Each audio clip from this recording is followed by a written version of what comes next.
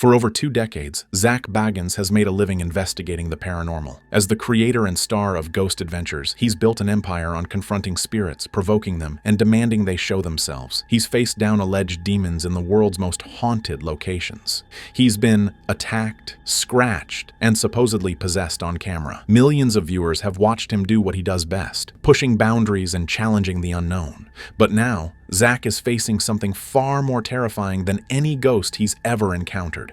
He's facing a courtroom. A visitor to his haunted museum in Las Vegas is suing him, claiming that Zak commanded a spirit to attack them. That visitor ended up in the hospital with heart failure, and now they want justice. This isn't just about one incident at one museum. This is about accountability. This is about whether you can be held legally responsible for invoking the supernatural. Can words directed at spirits carry real-world consequences? The night everything changed started like any other tour at the Haunted Museum. A group of paying visitors walked through dimly lit halls filled with cursed objects, haunted mirrors, and artifacts that Zak himself has warned are genuinely dangerous. But this particular night was special. Zak Bagans was there in person, conducting part of the tour himself. According to the lawsuit filed months later, the group entered one of the museum's most active rooms. The atmosphere felt heavy. Several visitors reported feeling watched. And then Zak began doing what he's famous for. He started provoking whatever spirits might be present. But according to witnesses, he went further than usual. The lawsuit claims that Zak directly commanded the spirits to attack the tour group. "Show them what you can do," he allegedly said. "Get them. Make them feel your power." One visitor immediately felt intense chest pain and difficulty breathing. Within minutes, they collapsed on the museum floor. Emergency services rushed them to the hospital where they were diagnosed with acute heart failure. To understand the gravity of this lawsuit, you need to understand who Zak Bagans is in the paranormal world. He's not just another ghost hunter. He's an icon. Since creating Ghost Adventures in 2008, Zak has filmed over 300 episodes investigating some of the world's most haunted locations. But what sets him apart is his method. While other investigators try to communicate peacefully with spirits, Zak confronts them aggressively. He taunts them. He challenges them to attack him. It's made for compelling television and earned him millions of devoted fans. In 2017, he opened the Haunted Museum in a historic Las Vegas mansion. It's not just a tourist attraction. According to Zak, it's genuinely one of the most haunted buildings in America. The museum houses over 30 rooms filled with cursed objects from around the world. The Dybbuk box, Ed Gein's cauldron, Bela Lugosi's mirror. Every visitor must sign a detailed liability waiver before entering. Pregnant women are banned from certain rooms. Zak has always maintained these aren't just props. They're real supernatural threats. The Haunted Museum has always had a controversial reputation. Since opening day, there have been numerous reports of visitors experiencing extreme reactions. People have fainted, others have had panic attacks. Some claim to have been pushed or touched by invisible forces. Zak has documented many of these incidents on his shows and social media, and he's never downplayed the dangers. In fact, he's emphasized them repeatedly. He stated publicly that the objects in his museum are genuinely cursed and potentially harmful. These aren't theatrical props or special effects. According to Zak, they're real supernatural threats. That's why the extensive waivers exist. That's why there are so many warnings posted throughout the building. But here's where things get legally complicated. If you genuinely believe these objects are dangerous and you're bringing paying customers into close contact with them, what's your legal duty of care? The lawsuit argues that Zak can't have it both ways. He can't build his brand by claiming the museum is genuinely dangerous, then hide behind liability waivers when someone actually gets hurt, especially when he allegedly commanded spirits to attack visitors. The lawsuit filed against Zak Bagans and his museum makes several serious legal allegations. First, negligence. The plaintiff argues that Zak failed to provide a reasonably safe environment for paying visitors. Second, reckless endangerment. By actively provoking spirits and commanding them to attack guests, he allegedly created an unreasonable and preventable risk of harm. Third, intentional infliction of emotional distress. The lawsuit claims Zak's actions were so extreme and outrageous that they exceeded all bounds of decency. And then there's the critical question of the liability waiver. Yes, the plaintiff signed one before entering the museum, as all visitors must. But their legal team argues the waiver doesn't apply in this specific situation. Why? Because a waiver can't protect you if you intentionally cause harm to someone. If a person signs a waiver to enter a haunted house attraction, that doesn't give the operators permission to physically attack them. Similarly, the lawsuit argues commanding a spirit to harm someone goes beyond what any reasonable person would expect when signing a waiver for a paranormal museum tour. The case is asking courts to answer unprecedented questions. So what exactly does the person suing Zak Bagans actually want? First and foremost, compensation for medical expenses. Heart failure treatment isn't cheap. The plaintiff spent multiple days hospitalized and continues to require ongoing cardiac care. Their medical bills have been substantial and continue to accumulate, but it goes beyond just covering costs. The lawsuit seeks significant damages for pain and suffering. The plaintiff claims they've experienced ongoing health problems since the incident. They live with the psychological trauma of what happened that night in the museum. They've developed anxiety and post-traumatic stress disorder related to the experience. Their quality of life has been permanently diminished. Then there's the request for punitive damages. This is money specifically meant to punish the defendant and deter similar behavior in the future. The plaintiff's legal team argues that Zak's alleged actions were so reckless and showed such disregard for visitor safety that he needs to be held accountable in a way that prevents this from ever happening to anyone else. Finally, they're asking for operational changes to how the museum functions, better medical supervision during tours, more comprehensive health screenings. Zak Bagans' legal defense team has several strategies they're likely employing. The most obvious is the liability waiver. Every single person who enters the haunted museum signs a comprehensive waiver before their tour begins. This document explicitly warns visitors that they may experience paranormal phenomena and potentially harmful physical or psychological effects. It states clearly that the museum contains objects believed to be cursed, haunted, or otherwise dangerous. Visitors acknowledge these risks and agree not to hold the museum, its staff, or its owner responsible for any negative experiences they might have. The defense will argue forcefully that the plaintiff knew exactly what they were getting into and voluntarily assumed all associated risks. But there's a significant problem with relying solely on this defense. Courts generally don't uphold liability waivers that attempt to cover intentional harm or gross negligence. You can't sign away your right to sue if someone deliberately hurts you. So the plaintiff's legal team will argue that commanding spirits to attack someone crosses that critical line. The defense also faces a causation challenge. How do you prove that a spirit actually caused the heart failure? Another defense strategy Zak's lawyers might employ is the entertainment argument. They could claim that his provocation of spirits is performance art, not genuine supernatural invocation. It's part of the theatrical experience, designed to create atmosphere and excitement for paying visitors. Think about traditional haunted house attractions. The actors jump out and scare you. They say frightening things. They create an intense, scary atmosphere. But everyone understands it's theater. Nobody expects actual supernatural harm to occur. The defense could argue that Zak's commands to spirits fall into the exact same category of entertainment. They're theatrical elements meant to enhance the museum experience and give visitors the thrill they paid for. But this defense strategy has a potentially fatal flaw. Zak Bagans has spent his entire career insisting that his work is completely real. He's not an actor playing a character for the cameras. He genuinely believes in what he does and has said so repeatedly. He's written multiple books, given countless interviews, and made endless public statements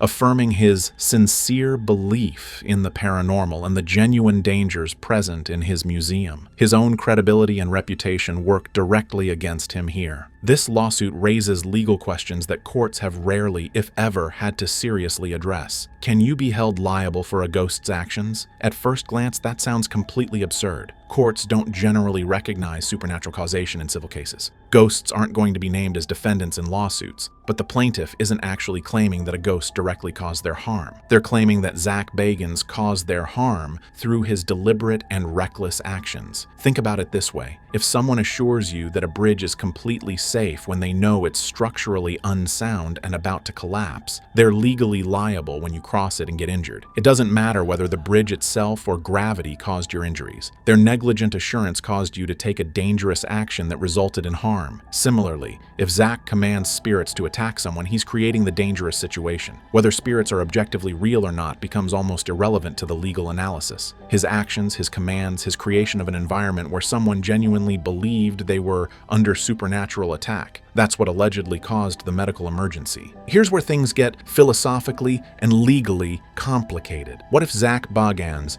genuinely, sincerely believes he can command spirits? Does his belief make his actions more negligent or less? One argument says that if he truly believes spirits are real and genuinely dangerous, he has an even greater duty of care to protect visitors from them. Imagine a zookeeper who genuinely believes tigers are dangerous predators. If that zookeeper opened the tiger enclosure and commanded the animals to attack visiting tourists, their sincere belief in the danger wouldn't excuse their actions. It would make them more legally culpable because they knowingly created a dangerous situation. The same logic could apply here. If Zak genuinely believes spirits can harm people, and he deliberately commands them to do exactly that, he's knowingly and intentionally creating a dangerous situation for paying customers who trusted him to keep them reasonably safe. On the other hand, courts typically don't validate supernatural beliefs as either legal defenses or as legitimate bases for liability. They can't start making official rulings on whether ghosts objectively exist. But here's the thing, they don't actually have to. The fundamental question isn't whether spirits exist. The outcome of this case will likely depend heavily on witness testimony. Multiple people were present during the alleged incident, and their accounts will be absolutely crucial. Some tour members corroborate the plaintiff's version of events. They confirm that Zak was actively and aggressively provoking spirits that night. They remember him using intense commanding language and specifically telling entities to show their power and affect the group. Several witnesses reported feeling genuinely frightened or uncomfortable with how intense the provocation became. They felt it crossed a line from entertainment into something more dangerous. Other people who were present that same night tell a very different story. They claim it was a completely standard museum tour, nothing unusual or out of the ordinary whatsoever. Zak was simply doing what he always does, what people specifically pay money to see him do. Nothing seemed particularly reckless or dangerous about his behavior. The visitor's sudden collapse appeared completely unrelated to anything Zak said or did. Then, there's the critically important question of museum staff testimony. Current and former employees may be called to testify about how common medical emergencies actually are at the haunted museum. The medical evidence in this case will be fiercely and expertly contested by both sides. The plaintiff's medical experts will testify that extreme psychological stress and overwhelming terror can absolutely trigger acute cardiac events, even in otherwise healthy individuals with no prior heart problems. There's a well-documented medical phenomenon called stress cardiomyopathy, sometimes known as broken heart syndrome. Intense emotional trauma can literally cause physical damage to the heart muscle. When someone experiences overwhelming fear, their body floods with stress hormones like adrenaline and cortisol. Heart rate and blood pressure spike dramatically. In susceptible individuals, this physiological stress response can trigger dangerous arrhythmias, heart attacks, or acute heart failure. The plaintiff's medical team will argue that the terror induced by genuinely believing a malevolent supernatural entity was attacking them, especially after Zak explicitly commanded it to do so, created exactly this kind of extreme, dangerous stress response.